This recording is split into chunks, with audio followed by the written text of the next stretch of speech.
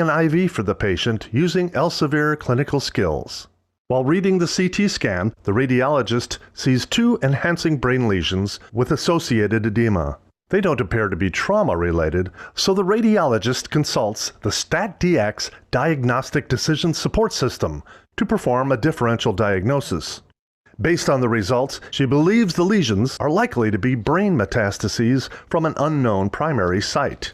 The medical oncologist is notified of the radiologist's findings and uses Clinical Key for current information on brain metastases. She admits Mrs. Elliott to the medical surgery unit, starts her on IV steroids, and orders CT scans of the chest, abdomen, and pelvis. The nurse uses an Elsevier care plan to assess Mrs. Elliott and provide her with information about safety in the unit. The nurse also educates her on the purpose and benefits of the CT scan using an easy-to-read patient engagement handout. After the CT scans reveal lung and right adrenal masses, the interventional radiologist consults STAT-DX to confirm that a CT-guided core needle biopsy of adrenal mass is the best approach.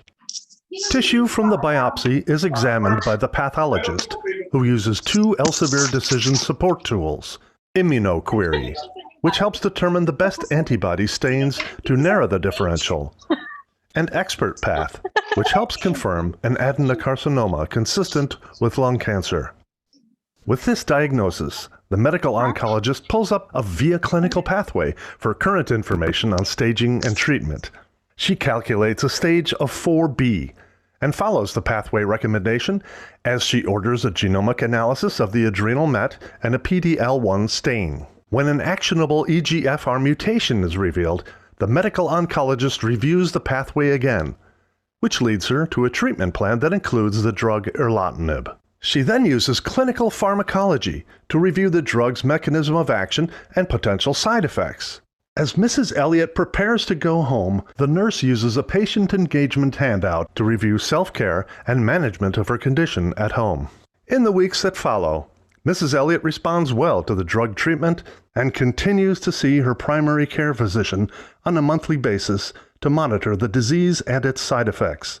In addition, a nurse care manager initiates a wellness care plan using Elsevier Care Planning Ambulatory to promote continued health for Mrs. Elliott in the future. Throughout this patient journey, Elsevier Clinical Solutions provides the care team and the patient with trusted, current, evidence-based content. We invite you to learn more about how Clinical Solutions can support your institution drive standardization, increase efficiency, and improve outcomes.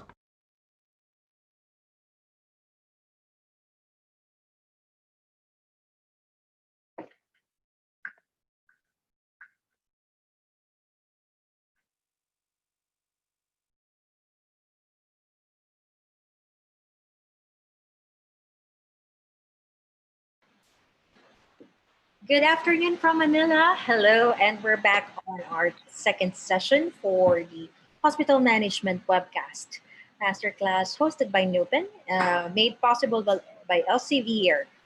And also, good afternoon from our partner hospitals, Vietnam, like thank Becamex again, Myanmar DKSH Healthcare, and also Cambodia Association of Nursing, St. Carolus, Indonesia, National Pediatric Hospital, and also Premier Hospital Surabaya. Good afternoon. As we move forward on our second 2.5 day of our hospital management webcast, I would like to welcome our speaker for today. Will also be sharing his experience in hospital management all the way from American International Hospital, Vietnam. We have Mr. Jonathan Carretas. Good afternoon. Hello, yes, ma'am. Good afternoon. Yes, good afternoon, sir. Welcome to our webcast. Just a few pointers before we start. Could you please give us a background of who you are and what is your role in your current position in American International Hospital? Yes, basically, I'm Jonathan. I'm working in American International Hospital as Deputy Director for Quality. And We're here to enforce the quality standards and safe patient care for the safety of the patients in the hospital.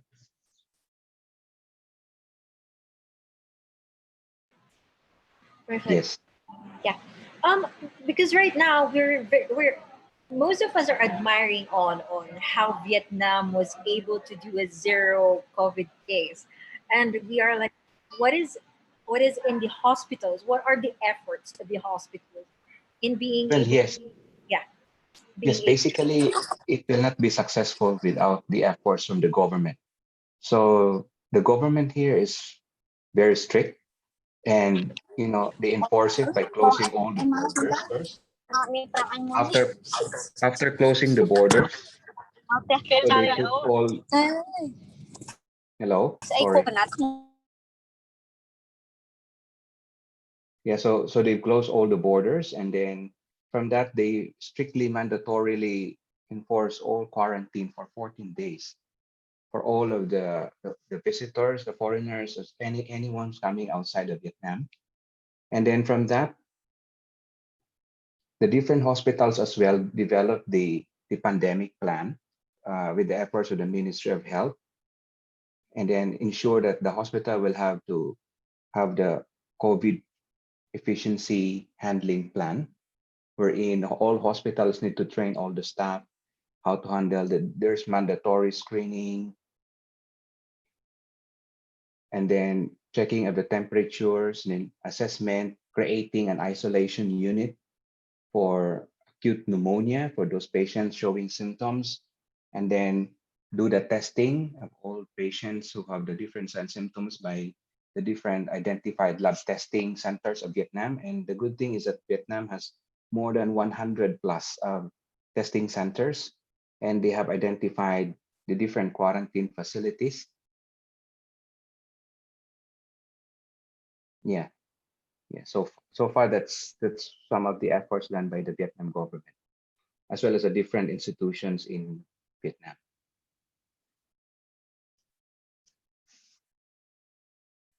Yes, because when we kind of interact with what we're seeing, the efforts, it's really admirable compared to the current situation to other countries in Southeast Asia. We do understand there's also risk, especially on our frontliners. Yes, actually, it happened here because from the north, in near Hanoi and Bac Mai Hospital. So some of the staff also has been exposed to that. So what they did is to close down the hospital. It's like strict lockdown. So once there's a positive staff who develop, they will close the whole hospital. No one can go out. And when the government implements really lockdown, it means lockdown. It means the street. No one can go out, and then the government and the private will support by giving foods, it's packaged foods, and then whatever they need someone like from the military and the police will be the one to support them. No one can go out. So like what happened in that hospital, it's really closed. You cannot go home to meet your families, and then you cannot how you say this, you cannot insist against the government. So because the public safety is much more important compared to the convenience of each individual here. So at that point, when they close it, they test again, and of course it's contained. So they do and also they have apps here. They develop an app wherein you do the contract tracing. So they do intense contract tracing. So from that contract tracing, the people will also help. For example, there's a foreigner here. Someone will saw that this one just arrived, and they will they will report to the police immediately, and the police will handle that matters, as soon as possible.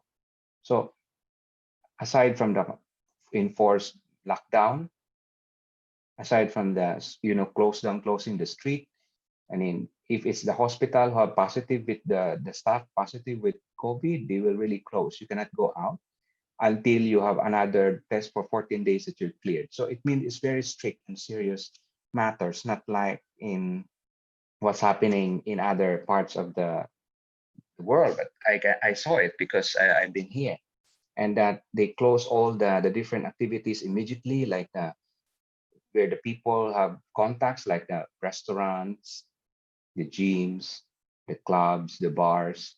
So it means it will not be successful if not the government is very strict and serious on that matter. Yes, because when we started the lockdown on probably February or last week of February or early Mm, March, it's yeah, it's very sad that when it happened, everybody was skeptical and also scared because we have no idea what's really going on.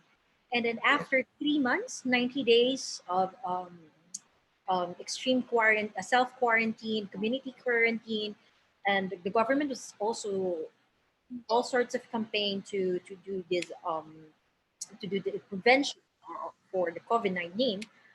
And then when June came in and it's the business started again, it kind of felt like the efforts of the government to continue um, with their campaign against COVID-19 was being challenged, especially not only here in the Philippines, who came in late on, like last week of May, to announce that we're going back to the new norm. We're going to the new normal, but we weren't yep, so successful compared to what's happening to Vietnam. And Vietnam yes, is, because yeah, yes, because prior declaring like when Vietnam went open again, and then have the you call general community quarantine in the Philippines. So what they did is to ensure that there are no more additional cases first before they try to open.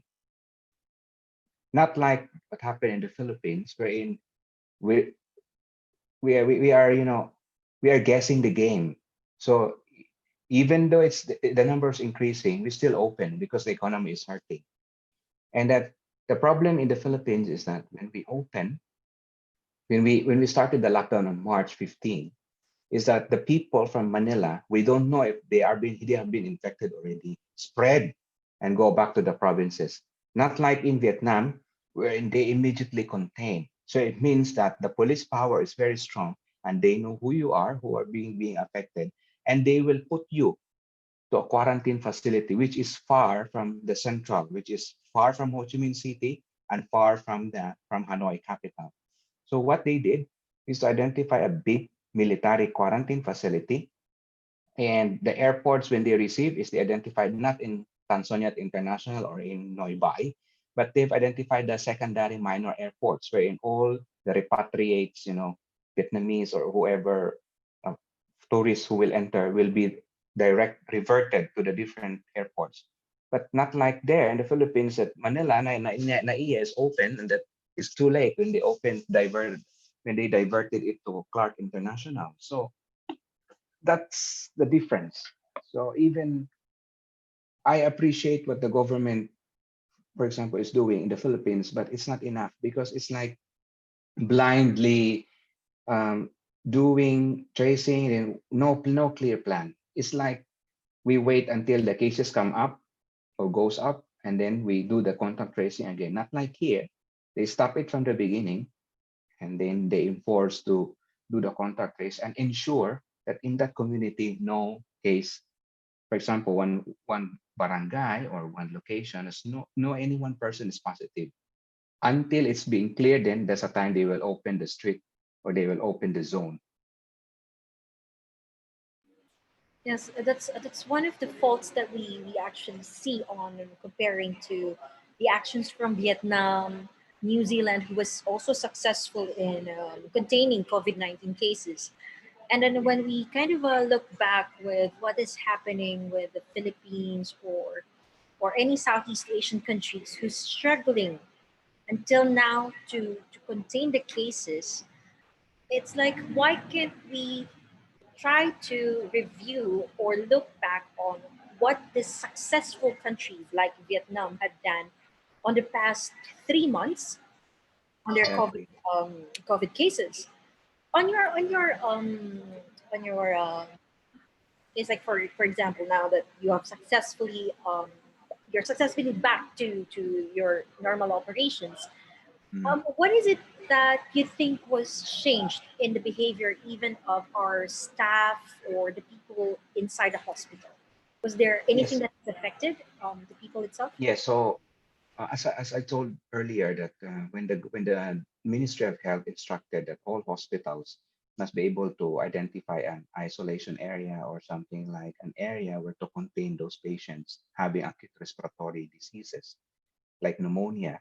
So after that, they need to ensure that they're like screening from the main entrance. So what we did in our hospital is we reroute all the possible entrances or exits were blocked. So we just routed into the main entrance and exit. So all of the people who coming out and coming in, coming out of the hospital must be screened. So we develop a tent. All the staff we're wearing must have proper PPE. So we do the thermal temperatures scanning. And after that, when we have identified the symptoms, so we isolate them to a respective area. And then from that, we inform immediately the Department of Health, and the Department of Health will coordinate. The department is like a local health department of a city. And then from that, they do the testing immediately. And then once it's revealed, so because the result is quite fast. And the good thing in Vietnam is that they develop 100 plus testing centers right away. Not like the Philippines, we are struggling. So our main center is just RITM, which is, you know, Philippines is so big and that RITM cannot handle that. Not like here, they've prepared. So they have different laboratory centers, but it's all handled by the government. These are not private laboratory centers. The testing centers are all government, so public. So they have that capacity, and so we can determine the results right away. And then once you become positive, the government will get you. So the policeman will get you, and then we will transfer you to a quarantine facility. And for example, for the foreigners or coming back Vietnamese or returning Vietnamese, so from the airport itself, they do the testing, and then once you become positive, you will not be allowed to go to any hotel or whatever. You will go straight directly to quarantine facility, whether you're positive or negative.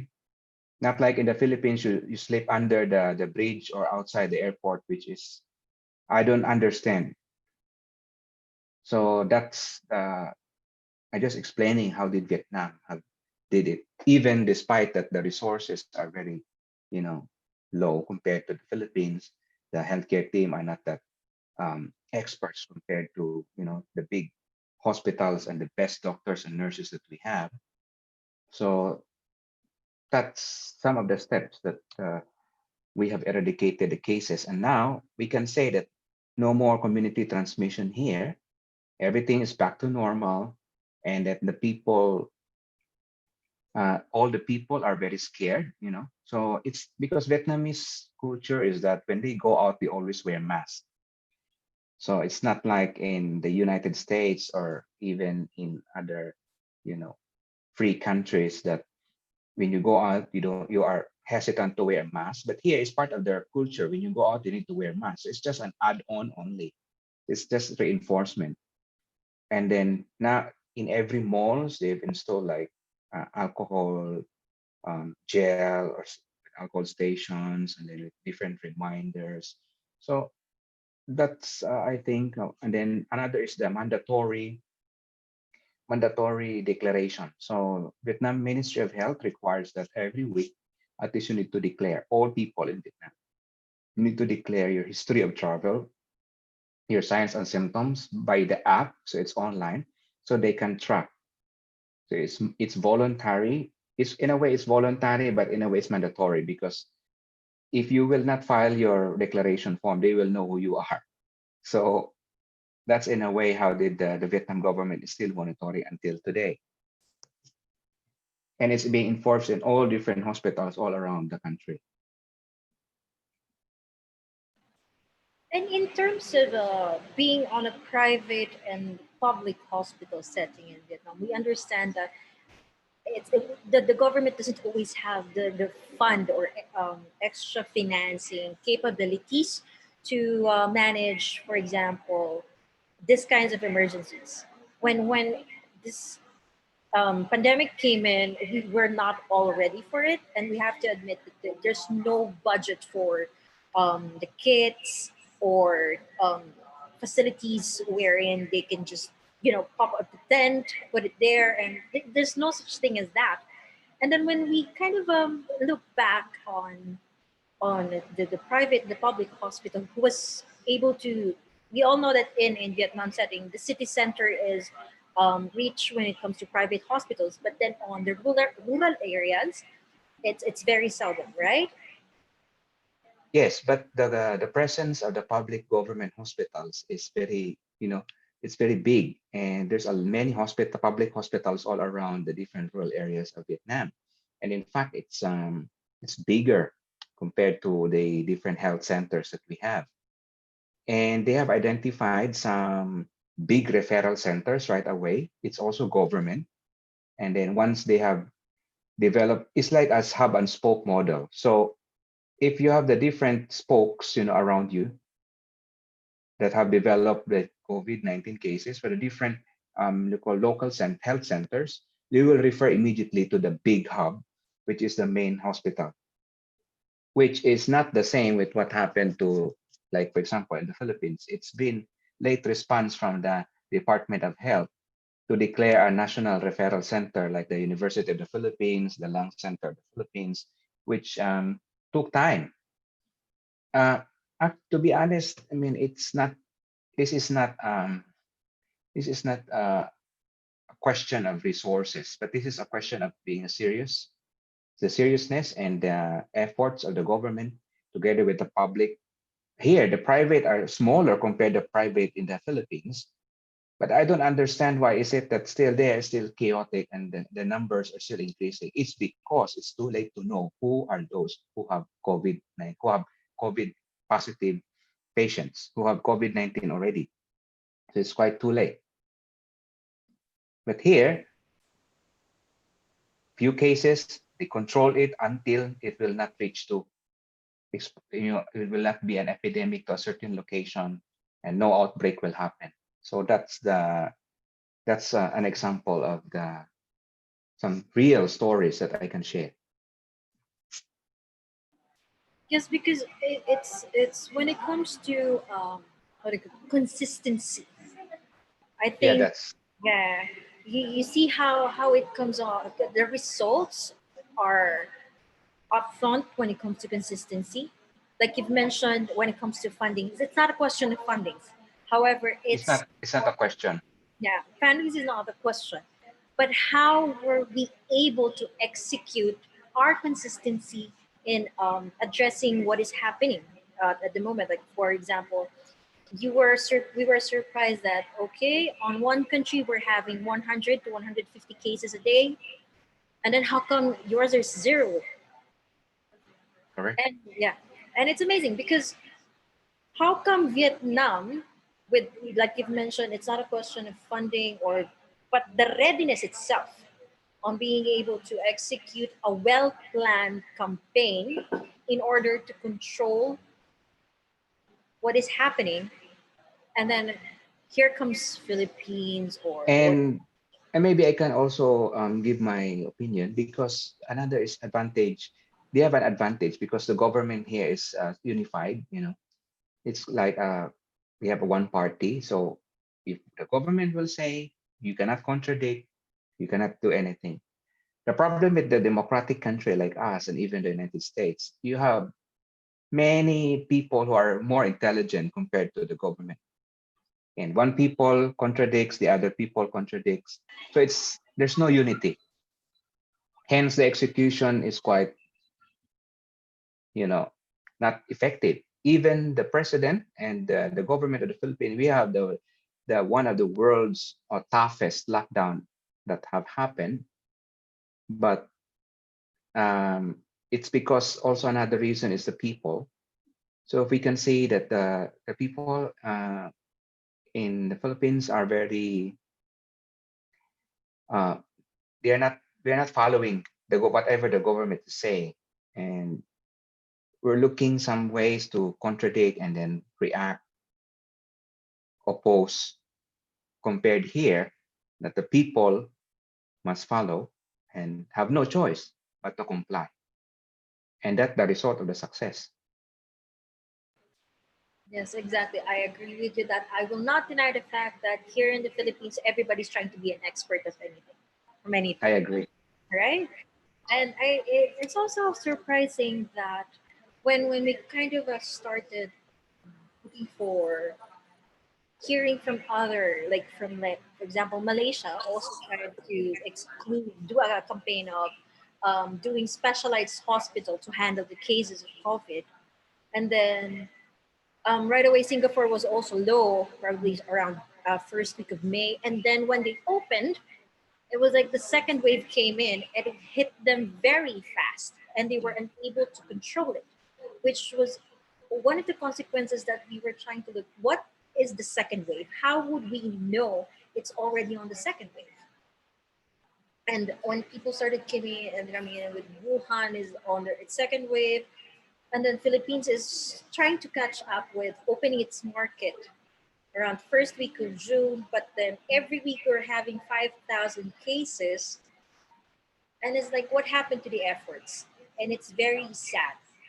Now, on your case, for example, how would you advise on this is for example, now that we're doing the new normal, what is your advice on other hospitals or management um, groups for hospitals in able to create um, or lessen the fear of people going into their hospitals, because everyone is just, some hospitals are just trying to admit everyone as much as possible, because this is still business, and business is business.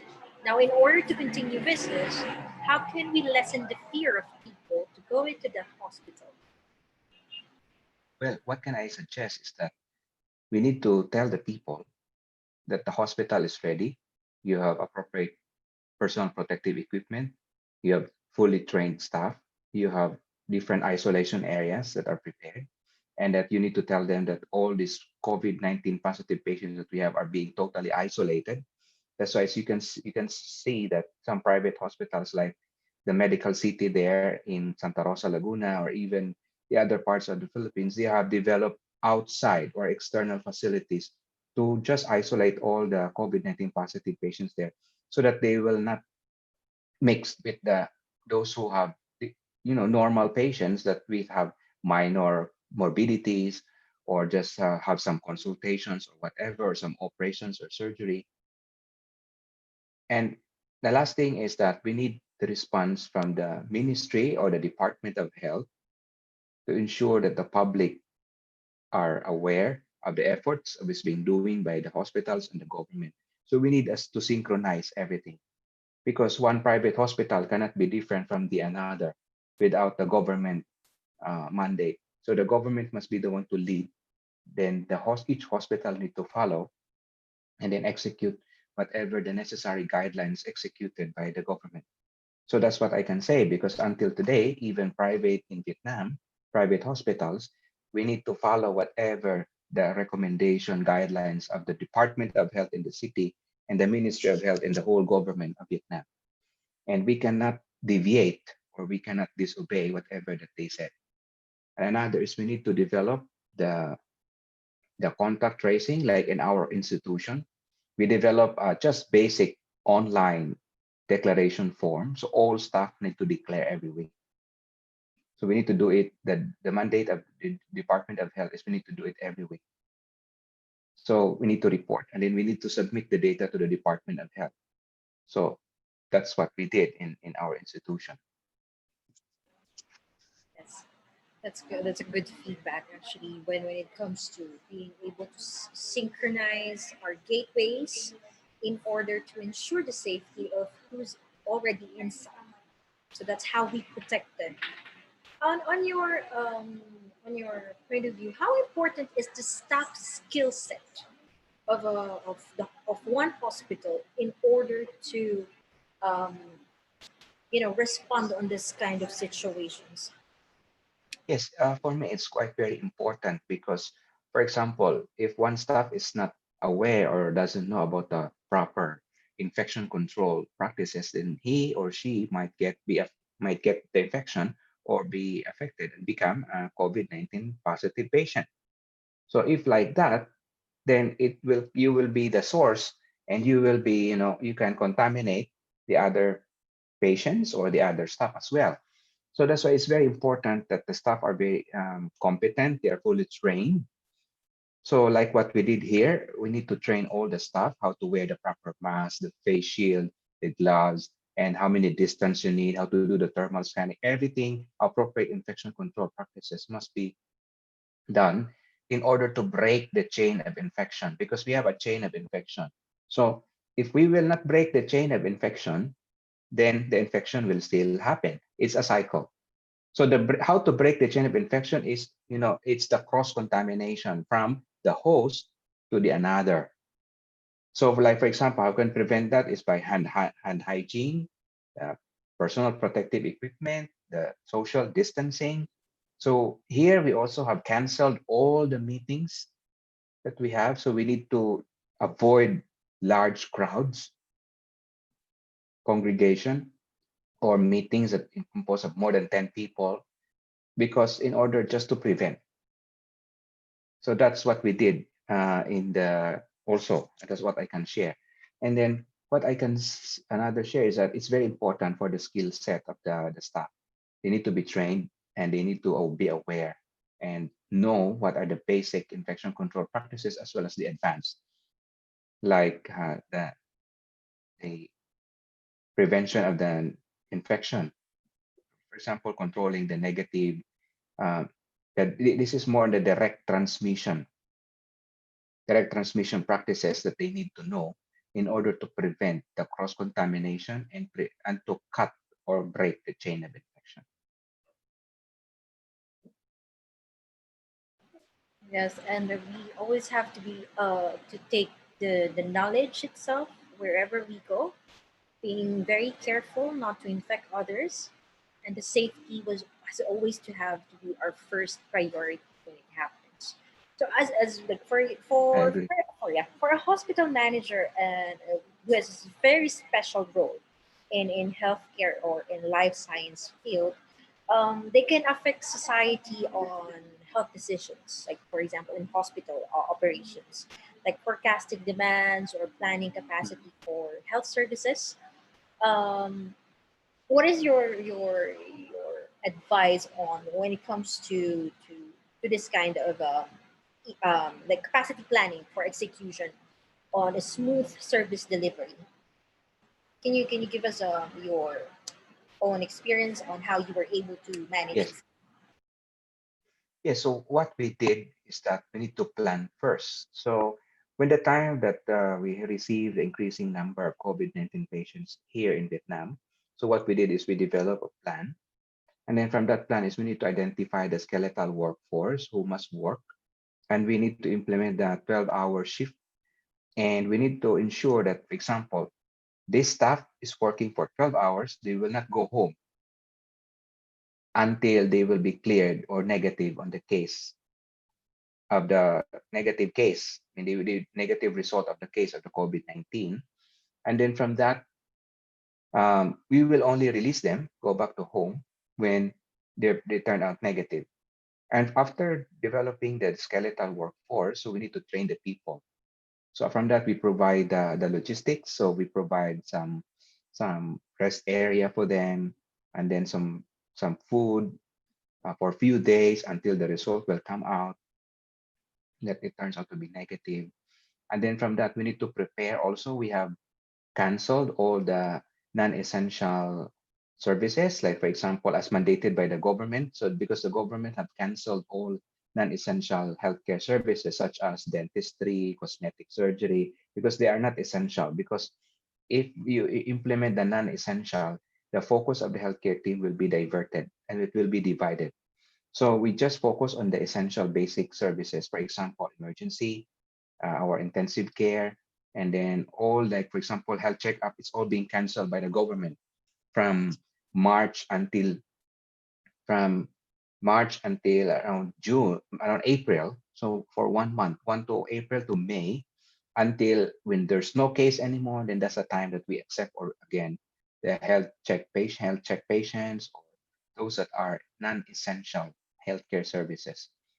So we have asked also the staff here to do the um, arrange the staff who have the arrange the working time, wherein half of the staff will work within these 2 weeks and the other staff will work for the next 2 weeks to prevent to have a backup pool, to have a pool, because if in case one staff or this team have COVID-19 positive, we still have the backup remaining half of the team. So that's what we did, how we manage in our hospital.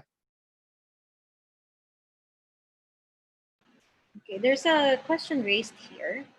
It's from Becamex. And during the COVID-19, what was the cost of maintenance for your facilities, including the cleaning and the hygiene itself? And how did it affect the current fundings of your hospital? Yes, so we have our outsourced cleaners, and then we need to train also the housekeeping services, how to handle or clean some specific items. Like for example, this linen has been from COVID-19 positive patients, how to sort it out, how to collect it, and how to dispose. So we've trained them. So because our outsourced services of housekeeping are part of our internal budget, so we pay the outsource, but it's part of the budget. So what we just need of an additional fund, time and effort, is we need to train them how to, it's like training the normal nursing staff, medical staff. So we need to train them also on how to prepare and handle in case they will clean and meet patients with COVID-19 case. And another is that for the hospital settings, of course, we need to have the funding for the overtime pay, for the staff who will work, and then the hazard pay as well, because of course they will be exposed to the risks and hazards of with COVID-19 positive cases. So that's part of the additional expenses and budget that we need to develop to our institution. Yes. Because everybody's curious now because we've been hearing some feedbacks that it's a challenge to shell out funds during this season, especially that no state funds or the report for extra expenses for the hospital is already planned before the year ends for the following year or whatever extras that we have to provide. Now, this will come into extras because we have to train. The time itself is already a challenge because, but then of course, lives is very important here because the frontliners itself, we cannot avoid to lose one. And it's very sensitive because they are sacrificing not only their time, but also their efforts and their own safety when it comes to handling this matter. Now, as a quality standard improvement in healthcare, which is a very massive part of a healthcare professional's job, um, when patients' lives are on the line, everything from scheduling decision or inventory management can have a profound impact. What is your feedback when it comes to handling these kinds of cases or manage? How do you manage this kind of without compromising the quality of your service? Yes, actually, for example, in the healthcare quality standard, the Joint Commission International Standards have already identified this kind of pandemic because what happened in 2003 was SARS. So there's one specific standard in the prevention and control of infection chapter, wherein that it requires that all hospital needs to develop a plan how to handle, what will be the logistics, the resources, the execution, and need to identify where will you put the patients in case you will have sudden influx of confirmed respiratory diseases such as SARS or like now, which is COVID-19. And this needs to test. You need to do the test. You need to do a dry run to see if your plan is effective and then to identify the weak points. So you develop your own risk assessment. What are the different low, high risk from these different matters? And infection control risk assessment must be done every year. So as a requirement by the J Joint Commission International. And then from that, once you develop the infection control risk assessment, you will know and identify the highest risk priority. You need to develop the different action items. And then after do the testing, you need to have the revalidation or the every annual testing to check if your plan is still effective or not. So in this way, you are not compromising the safety of the staff, the safety of the patients, and also to make sure that the hospitals are prepared. And I'm sure those that are Joint Commission accredited hospitals in the Philippines, such as Makati Medical Center, St. Luke's Medical City, and Asian hospitals, are prepared for this. It's just that it's too many patients confirmed positive as a sudden, very large amount of influx came into the institution. And that way that the hospital are not yet prepared because we have never seen any case like this for after 100 years. 100 years before and until now. So this is the worst ever pandemic that happened. And I'm sure this will be part of the next infection control quality criteria or standards that will be changed. That there will be some changes and needs to ensure for further improvement. So that's what I can share with related to the healthcare quality and the infection control aspects for Joint Commission International Accreditation. And even the Center for Disease Control and Preventions in the United States. Um, the guidelines is, it's just everyone knows it, especially in the healthcare industry. But it's just that in the way how you will implement, that's the problem. So I also have another question here from our audience. You've mentioned earlier about infectious disease. Now, this is a huge problem in hospitals, especially as they get larger and infections become resistant to antibiotics and disinfectants. Do you have any advices when it comes to IC models or IC risks? Yes, for the infection control risk assessment, that's why you need to develop annually the infection control risk assessment, because in risk assessment, you need to identify the different scope of infection control in your hospital. It doesn't only pertain to communicable or infectious disease. You also have food services, you have linen management, you have housekeeping services, you have the the basic infection control surveillance. So it's a collection of the different aspects of the infection prevention and control.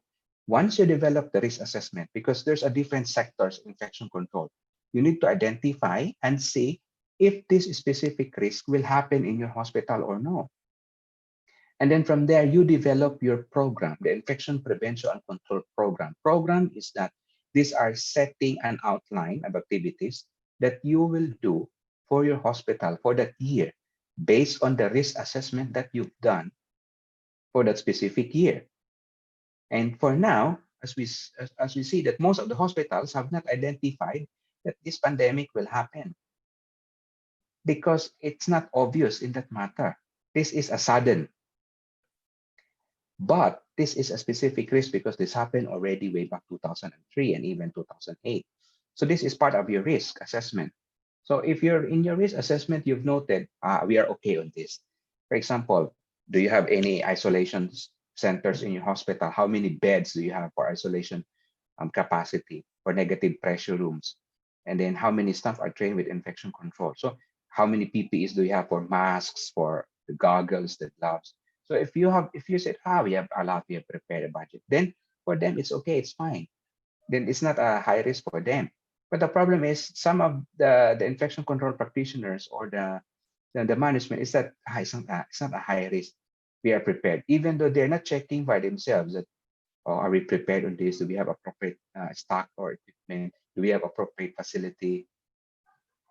So now it's a lesson learned for all of the healthcare facility all over the world that we need to recheck and re-examine how ready are we in terms of logistics, of facilities, of the staff, the equipment, and the different personal protective devices or medical devices like ventilators. Even the ventilator is a problem in the in the United States. It is the first world country and in Europe. How much more in Asia like Vietnam and the Philippines? So that's an issue now that the management needs to check. How ready are we to accept patients like this? So this is part of your risk assessment now. And I expect that the different risk assessments to be conducted in infection control by the different hospitals, this is now a major high priority risk in this hospital, in their own respective hospitals. And then after that, the management needs to check the plan developed by the infection control practitioners and to make sure that it is effective, and they have planned the layout to be executed once this incident will happen again. That is like the question. That's the golden question. How ready are we? Are we really ready? That is because if we observe, like you've mentioned earlier, in 2003, there was already a pattern of pulmonary infections that has been happening when SARS came in, and then they also had to do a temporary shutdown because everybody was speculating of what is SARS, how it's going to affect us, and then when this 2020 when it came in and it was COVID, there was no we weren't really ready with Well, how we'll manage it. yes, Yeah. what I can say is that at that time, Vietnam has been affected by SARS compared to the Philippines, and that's the reason why Vietnam have invested a lot. The government invested in the different laboratory testing centers, and they have hundreds. But the Philippines, at that time when we are exposed in 2003, we are not really been affected by SARS, not that much. But we have just identified as the RITM as the main source. And then we have not anymore invested on that matter, and we are not prepared. So that's one thing why the Philippines was left out. We have just speed up our testing centers capacity too late, way back May. But here, since they have been exposed, they've been prepared, they developed the laboratory testing centers, and they have the experience from the public hospitals. So they did it. So I'm sure that from this, the Philippines will learn and the other countries will learn what are their mistakes, because this is an experience. Experience is the best teacher. And we learn from our experience today. And by the next following years, I'm sure we will be more confident to face such pandemic like this. But maybe at that time, it will be worse than today. So at I least we need to plan ahead and then enforce our infection control risk assessment, and then ensure that the program is well executed in your own respective hospitals. And it's now the time to check and reassess, are we prepared for the next round of pandemic or epidemic in their own respective countries. Yes, that's one of the thing about it. It's very nice to hear that you have to be ready, and then of course it's a lesson learned for everyone. If we look back, if we look back 20 years ago, 30 years ago, 40 years ago, but some of us never really learned, and we Correct. can still like it's okay, we'll get over it. The human body can still adapt after 10 years, 5 years, who knows. That's how amazing a human body is. But then at the end of the day, we kind of have to sacrifice a lot of efforts if we do not really pay attention to what is really needed. And I think one of the challenges here is in the Philippine concept, we are investing on the wrong things instead of investing on how we could be more prepared when a new COVID-19 or a new virus is about to spread in Southeast Asia, and we're just all gonna die without knowing anything. What is the right thing to do, and how are we going to fight this? How are we going to stick together and do the campaign, make it stronger, make it effective? Because on your side, hearing it from Vietnam, all the way from Vietnam, that consistency is very important. The support of the ministry is also very important. And then, of course, investing on training our staff. And then, no matter how small our budget is, but the training or looking back on how we can strengthen our service without putting too much risk on our frontliners. And then, of course, like you've mentioned earlier, is like learning from our own experience, looking back 20 years from now, 20 years before. And then, of course, proper disposal of our infection of our used materials like gloves. It's very important. Now, these five factors, to summarize our talk for today, can you give us an advice from, of course, a very successful part of the campaign in Vietnam? An Yes. advice or to close this session to our Yeah. audience. What can I say is that planning and then reassessment and then execution and validation. So without planning, without clear plan, and you don't reassess how ready are you, how ready is your facility, without executing it properly and consistently. And then the last is without validating. Validating is to check if your efforts, if your program has been successful, then all of this is waste and it's nothing. So that's what I can say, that planning. First, you need to have a very, very good planning. Need to have the infection control risk assessment for your own respective hospitals. And then reassess how ready are you. Rechecking by saying, do we have enough staff? Do we have proper appropriate equipment? Do we have the necessary facility for isolation? Our budget is okay. And then after that is executing consistently by having a good command system. And after the executing properly, you need to do it consistently. So consistently in a way that no one is favoring the other. And then this is we doing for the public safety, for the good of the majority. And then the next is you need to revalidate. Has all of you has all of your efforts been successful? And then learning lesson. Whatever those mistakes or negatives that we receive, we need to learn from it and make sure we need to have some action plan on it, not to repeat the same thing happen. Not to repeat the same thing in happening again.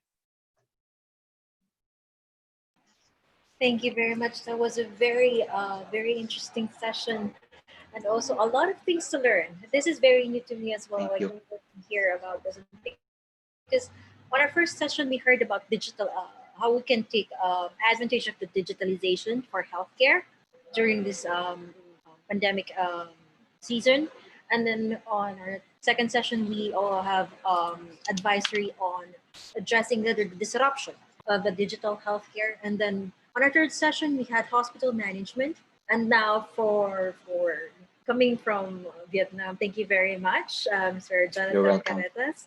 Yes. It was short notice, but thank you very much for sitting down with Yeah, it's a us. I short love notice. that. But To I be really, honest, to be I honest, I thought that I will just be listening to the webinar, and then when you told that I will be the speaker, I'm quite surprised because I'm really not prepared. I mean, I need to do my own spiels, what to say, but this is all as sudden. Mhm. Yeah, but then of course that's what we hear from expertise, right? Even on short notice. Thank you very much. It was You're very welcome. I yeah. really appreciate it. I really also appreciate this session because imagine how planning, reassessment, the execution, consistency, revalidation, all falls into good management. When we have a very consistent and very good management coordination, along with our hospitals like you yourself being able to do a very good job in Vietnam and American International Hospital in Vietnam, it's amazing. And I think we all learned a lot from this session. Not only me as just a patient, but also in a layman's term, I was able to understand how things work in a hospital setting. And of course, right now we are live in YouTube, by the way. For those who were late in the session and still wants to do a follow up on our earlier, who missed some earlier points that Mr. Caretas is able to share to us, I will be able to share you the link of the recorded video for your reference, just in case you want to share it with your colleagues. This is a very fruitful session. I highly encourage you to watch the 1 hour webcast session today. So all the way from Manila, Mr. Caretas, maraming salamat po. Yeah, Thank you maraming very much salamat for din sitting. po. Thank you. Yeah, have a Thank you. nice day. Thank you. Maraming salamat po.